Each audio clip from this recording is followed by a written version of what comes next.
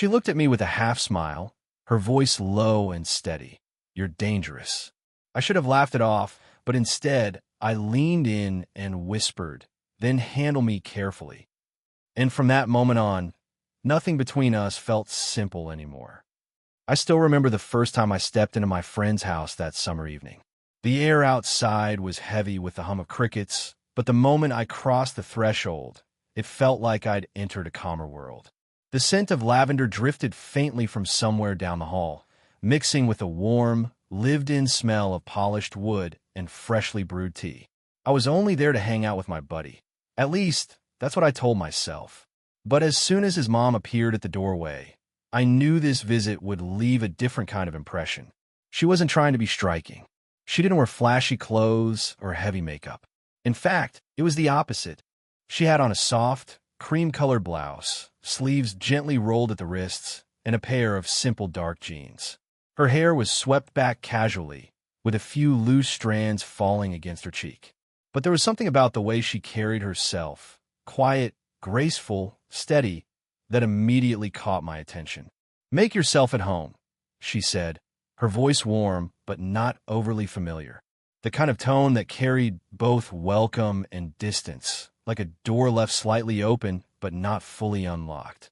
I nodded, smiling politely, but inside, I was already replaying the sound of her words.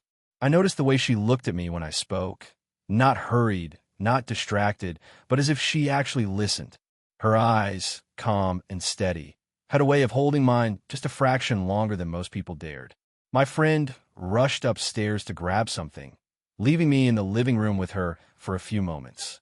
I tried to appear relaxed, glancing around at the shelves lined with old books and framed photographs. Family vacations, birthdays, moments frozen in time. And yet, I found myself more drawn to the soft rustle of her movements in the kitchen, the subtle rhythm of her presence filling the quiet space. When she returned, balancing a tray with 2 glasses of iced tea, she placed one in front of me. Her fingers brushed the table close to mine, and though it was the most casual of gestures, I felt a flicker of awareness run through me. "Thank you," I murmured, careful to keep my voice even. She gave a small nod, that faint smile curving her lips. Of course, it should have ended there, just a simple exchange, nothing unusual. But the room felt heavier, charged in a way I couldn't quite explain. It was like standing near a storm you couldn't see, only sense in the air. I told myself to look away, to focus on anything else.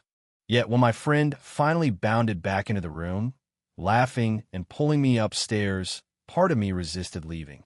Because in those few quiet minutes, something had shifted. I wasn't just visiting my friend anymore. I had noticed her, really noticed her, and no matter how much I tried, I knew I wouldn't be able to ignore that fact again. The next day felt almost ordinary. My friend and I had spent most of the afternoon gaming, joking around like we always did. But it was when his mom returned from the market, arms full of grocery bags, that the air in the house shifted again. "Could one of you give me a hand?" she called from the doorway, her voice steady but edged with effort. I was up before my friend even reacted. Something inside me wanted to help her. No, if I was honest, it was more than that. I wanted to be near her. When I reached her, she was balancing too many paper bags against her hip. Without thinking, I stepped close and took a few from her arms. The moment our fingers brushed over the rough edge of the bag handle, a sharp awareness ran through me. Her hand was warm, her grip strong but graceful. The touch lasted only a heartbeat before she let go, but it left an afterglow, as though the skin of my hand remembered her. "Thank you," she said, a little breathless from the load. "Of course," I replied, forcing my tone to sound casual. But my chest was thudding harder than it should have. We carried the bags into the kitchen, setting them down on the counter. She began unpacking quickly, the movements practiced fluid. I joined in, handing her vegetables one by one. Our hands crossed often, me passing something over, her fingers grazing mine as she took it. It was nothing, it was everything. Each time, my stomach tightened slightly, as if my body understood something my mind wasn't ready to admit. She glanced at me once, a small smile tugging at her lips. "You're very helpful." Not many young men your age would bother with kitchen chores. I shrugged, trying to hide how much that little compliment meant. Well, I was raised right, I guess. She laughed, soft but genuine, and the sound landed in me like sunlight cutting through a cloudy day. I couldn't stop myself from smiling back, even though my friend would probably never let me live it down if he'd noticed. The moment didn't end there. As she leaned across me to place something in the fridge, her shoulder brushed lightly against mine. It was accidental, unplanned, but I felt the warmth of her closeness, the faint scent of lavender clinging to her hair. For a second, I thought she might pause, maybe even acknowledge it. Instead, she stepped back quickly, clearing her throat as if nothing had happened. But I caught it, the flicker in her eyes, the tiny hesitation. She had felt it too. The rest of the afternoon passed with easy conversation. She asked about school, about my plans, listening with genuine interest. It wasn't the kind of surface-level small talk adults usually throw at you. It was more personal, more attentive. Every time she laughed at something I said, or let her gaze linger just long enough to notice me noticing her, I felt the distance between us narrowing, even if we both pretended it wasn't. When my friend finally pulled me back into the living room, I left the kitchen reluctantly, because in that simple act of carrying groceries and sharing a laugh, I'd learned something dangerous. Being near her didn't just feel good. It felt inevitable. Tea happened later that same week, almost by accident. My friend had gone upstairs to take a quick shower before we headed out. That left me alone in the living room, flipping through a magazine I wasn't really reading. The quiet was soft but charged, like the pause before a song begins. Then I heard her footsteps. She appeared in the doorway, a folded basket of laundry balanced against her hip. She didn't look surprised to see me there, more like she had expected it somehow. "You're still here?" she asked, her tone light, teasing in its own way. I smiled. Yeah, waiting for him to finish drowning the whole bathroom. That earned me a laugh, low, rich, the kind that felt like it belonged in a warmer, more intimate place than this living room. She crossed the room slowly, setting the basket down on the couch beside me. For a moment, I forgot to breathe. I watched her fold a shirt, her movements calm, precise, elegant without trying to be. The kind of elegance that doesn't need attention. It simply is. I caught myself staring, and maybe she noticed because after a pause, she lifted her gaze to meet mine. Her eyes held steady on me for longer than felt casual. Then she tilted her head slightly, lips curving in a faint, unreadable smile. "You know," she said quietly, almost as if she were speaking to herself, "you're dangerous." The words landed like a spark in dry grass. I blinked, my chest tightening. "Dangerous?" I echoed, though I knew exactly what she meant. She nodded, folding another shirt with deliberate care. "Yes, you have this way of making people feel seen. It's unsettling." Her voice dipped on the last word, softer now, as though confessing something she hadn't meant to. For a second, I thought about letting the moment slip away. I could have laughed, brushed it off, made some joke. That would have been safer. That would have been expected. But something inside me resisted safety. I leaned just slightly closer, not enough to cross any line, but enough to show I wasn't retreating. My voice came out steadier than I felt. "Then handle me carefully," I said. The silence that followed was thick, heavy with the weight of everything unsaid. She froze for half a heartbeat, her fingers tightening around the fabric in her hands. Her lips parted as if to reply, but no words came. Instead, she gave a soft shake of her head, setting the shirt aside. "You shouldn't say things like that," she murmured. But her voice betrayed her. There was no anger in it, no sharpness. Just a quiet tremor, as though she wasn't sure if she wanted me to stop or keep going. Her eyes flickered away, but not before I caught the faintest glimmer of something raw beneath her composure. Vulnerability, curiosity, a pull she didn't want to name. Then, just as quickly, the moment was gone. She rose from the couch, gathering the basket back into her arms. "I should finish this upstairs," she said, almost brisk now. But as she walked away, I noticed the way her hand lingered on the basket's edge, fingers flexing like they were holding on to more than just folded laundry. And me? I sat there, pulse hammering, knowing nothing between us was ordinary anymore. That night, I lay awake longer than I meant to, the ceiling above me nothing more than a blur in the darkness. Her words kept replaying in my mind. You're dangerous. She hadn't said it as a joke. Not entirely. And she hadn't looked at me like I was just some kid sitting in her living room. No, there had been a flicker in her eyes, something caught between caution and curiosity. And then my reply, handle me carefully. I should have kept that to myself. It was reckless, maybe even unfair. But at the same time, I couldn't shake the way her breath had caught for half a second, the way her composure had faltered, however briefly. The more I thought about it, the heavier it felt. There was no denying the attraction, not anymore. But there was also the reality.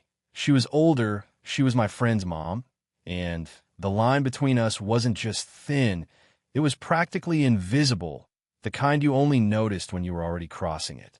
I told myself to back off, to put some distance between us, to act normal. But the next morning when I came by the house again, I felt it instantly. She was already doing what I couldn't. She was polite, of course, always kind, always composed. But there was something different in the way she moved, in the way she carried herself around me. Her smiles were shorter, her glances briefer. She spoke to me as though carefully measuring each word, making sure there was no room for misinterpretation. And it worked, at least on the surface. But beneath it, I felt the gap growing wider, and strangely, that only drew me closer in my own mind. At one point, I walked into the kitchen to grab a glass of water. She was already there, wiping down the counter. The moment she noticed me, she stepped slightly aside, as if to give me space. It wasn't rude, it was intentional, a line being drawn with the smallest of gestures. "Good morning," I said quietly. She gave me a soft nod, not quite meeting my eyes. "Morning," that was it. 2 words, then silence. And yet, that silence carried so much more than words ever could.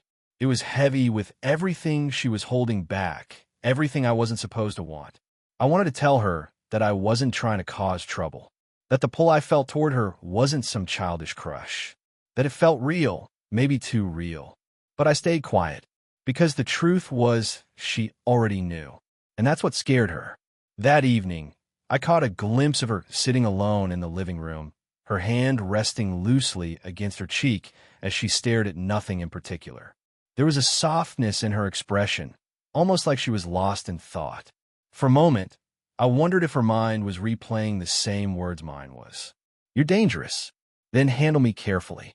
And maybe, just maybe, she was trying to decide which part of that exchange scared her more. It was the kind of summer afternoon where the sky turned heavy without warning. One moment, the sunlight filtered lazily through the curtains, and the next, clouds rolled in thick and gray, shadows stretching across the neighborhood. I was on my way out when the first drops of rain started tapping against the windows. By the time I reached the porch, it wasn't a drizzle anymore. It was a downpour. Sheets of water blurred the world outside, thunder rumbling low in the distance. "Don't even think about it," her voice called from behind me. I turned to see her leaning against the doorway, arms folded, the faintest smile tugging at her lips. "You'll be soaked in seconds," she added. She was right. So I stepped back inside, shutting the door behind me, the sound of the rain filling the silence between us. My friend wasn't home. He'd gone out earlier, so it was just the 2 of us in the quiet house. She disappeared for a moment, then returned with a towel. "Here," she said, holding it out. As I took it, her fingers brushed mine. It was such a small thing, but the contact sent a current through me, sharper than the chill of the rain outside. I pressed the towel to my damp hair, laughing softly. "Guess I picked the wrong time to leave." "You could say that," she replied, her voice quieter now. She stepped closer, reaching up before I could react. Her hand moved gently through my hair, brushing away the raindrops I'd missed. The touch was slow, deliberate, too tender to be casual. Her palm lingered for a moment against the side of my face, warm and steady, her thumb grazing my cheek as though she had forgotten to pull away. The room felt smaller, suddenly, the steady drumming of the rain wrapping us in a cocoon of sound. I swallowed, my voice lower than I intended. "You didn't have to." Her hand hesitated, then slipped down, resting lightly against my shoulder. Maybe I wanted to, she admitted, so softly I almost doubted I'd heard her right. Time seemed to pause there, her standing close, the faint lavender scent of her hair mixing with the damp air, my heart beating loud enough I was sure she could hear it. I didn't move. I didn't push. Instead, I lifted my hand slowly, giving her every chance to step back. When my fingers found hers, resting on my shoulder, I covered them gently, not holding tight, just enough to let her know I didn't want her to pull away. Her eyes flicked up to mine, searching, questioning. For a moment, neither of us spoke. We didn't need to. The silence said everything. The pull, the fear, the inevitability of all. And then, almost reluctantly, she drew her hand back. The space between us filled again, though not completely. You should dry off before you catch a cold, she said, turning toward the kitchen. But her voice carried a softness now, like she'd let me glimpse something she wasn't ready to name. I stood there, towel in hand, pulse still racing, knowing one thing for certain. The wall she tried to build between us had cracked. The house had long since gone quiet. My friend had fallen asleep upstairs, leaving only the hum of the refrigerator and the occasional creak of settling wood to fill the silence. I wandered into the kitchen for a glass of water, but she was already there, sitting at the dining table, a half-empty cup of tea in front of her, her posture soft but thoughtful. She looked up as I entered, her expression calm, though her eyes carried that same quiet storm I'd been noticing more and more. "Couldn't sleep either?" she asked. I shook my head, sliding into the chair across from her. "Not really." For a while, neither of us spoke. The clock on the wall ticked softly, each second stretching the space between us. She sipped her tea, gaze fixed on the table, as though avoiding my eyes on purpose. Finally, she exhaled slowly, setting her cup down. "You unsettle me," she said. Her voice was steady, but her hands betrayed her. They twisted gently around the handle of the mug, restless. Her words hit me harder than I expected. I leaned forward slightly, searching her face. "Why?" She hesitated, then gave a small shake of her head. "Because you look at me as if," her voice trailed off. She pressed her lips together, as though the words were too dangerous to finish. "As if what?" I asked quietly. Her eyes lifted then, locking onto mine. For the first time, she didn't look away. The intensity in her gaze was almost unbearable, pulling the air from my lungs. "As if I'm not invisible," she whispered. The admission hung between us like lightning, bright, electric, impossible to ignore. I leaned in closer, my voice low but firm. "Maybe you've just forgotten what it feels like to be seen." Her breath caught. Her composure, usually so steady, flickered in that moment. The way her shoulders rose and fell told me she was fighting something inside herself. Fear, desire, the weight of what we both knew. I didn't reach across the table immediately. I waited, letting the silence do its work. Then, slowly, I extended my hand, palm open, resting in the space between us. For a long moment, she just stared at it, her expression torn. Then, almost against her own will, she placed her hand in mine.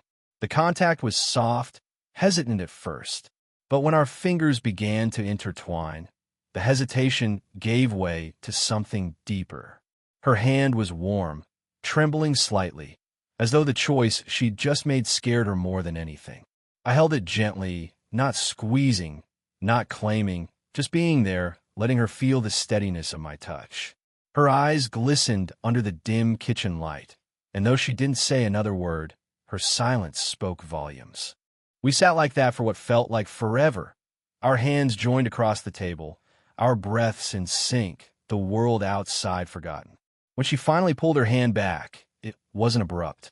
It was slow, reluctant, as if letting go meant admitting something she wasn't ready for. "I should go to bed," she murmured, her voice softer now, almost fragile. I nodded, though my chest ached with the weight of the moment. "Good night," I said quietly. But as she stood and walked away, I knew the truth. There was no going back from this. Morning arrived gently, sunlight spilling through the curtains in pale gold. The storm from the night before had passed, leaving the air cool and clear, as if the world itself had been washed clean. I came downstairs quietly, not wanting to wake anyone. The house was hushed, but I could hear the faint clink of porcelain from the kitchen. When I stepped in, she was there, already awake, standing at the counter with a teapot steaming beside her. She turned at the sound of my footsteps. For a brief moment, our eyes met, and in that look was everything we hadn't said the night before. "Good morning," she said, her voice soft but steadier than it had been when she left the table. "Morning," I replied, my throat dry in a way that had nothing to do with sleep. She poured tea into a cup and carried it to the table, sliding it gently toward me.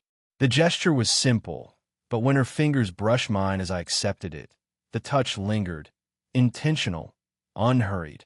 "Careful," she said, a faint smile tugging at her lips. "It's hot." The words weren't just about the tea. We both knew that, and I couldn't help but smile back, echoing her playfulness. "I'll be careful." For a while, we sat in a quiet that didn't feel heavy anymore. The tension hadn't disappeared. It was still there, humming like a low note beneath the surface, but it had shifted. It wasn't just fear and restraint now. There was something gentler layered into it, something that felt almost like trust. She sipped her tea slowly, her gaze wandering toward the window where sunlight caught the drops of rain still clinging to the glass.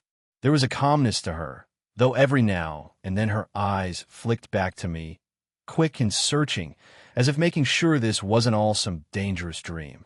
Finally, she set her cup down, her hands resting lightly against the porcelain. "Last night," she began, then hesitated. Her voice faltered, as though the words were too fragile to carry. "You don't have to explain," I said gently.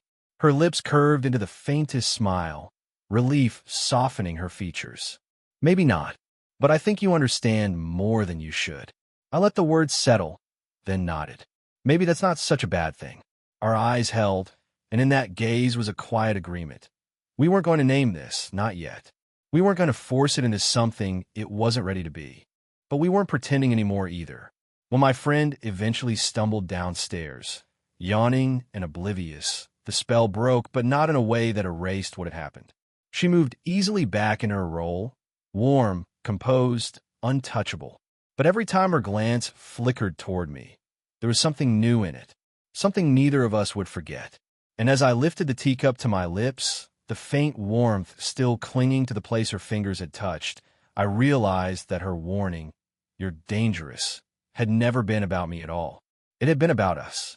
And the danger, I knew now, was worth every careful step. 19.